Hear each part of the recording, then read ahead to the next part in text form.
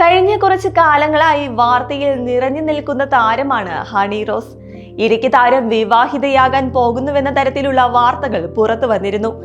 ഇപ്പോഴിതാ അതിനുള്ള മറുപടി ഹണി റോസ് തന്നെ നൽകുകയാണ്. ഉണ്ടാവട്ടെ, ഭാവിയിൽ ഉണ്ടാവട്ടെ.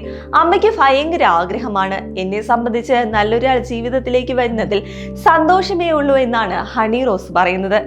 പക്ഷെ ആ നല്ലൊരാളിലാണ് സന്തോഷം കിടക്കുന്നത് മുഴുവൻ. എങ്ങനെ നല്ലൊരാളെ കണ്ടെത്തുമെന്നതാണ് ചോദ്യം. ബുദ്ധിമുട്ടിക്കുന്ന ഒരു ടോക്സിക് ബന്ധത്തിൽ തുടർന്നു പോകാൻ പറ്റുന്ന ഒരാളല്ല താൻ.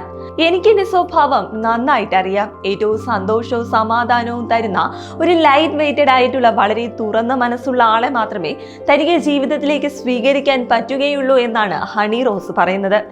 എന്നാൽ ഇതുവരെ ജീവിതത്തിൽ അങ്ങനെ ഒരാളില്ല. അങ്ങനെ ഒരാളെ കണ്ട് ഇയാളാണ് തന്റെ ജീവിതത്തിലേക്ക് വരേണ്ടതെന്ന് 100% ബോധ്യപ്പെട്ടാലേ നോക്കുകയുള്ളൂ.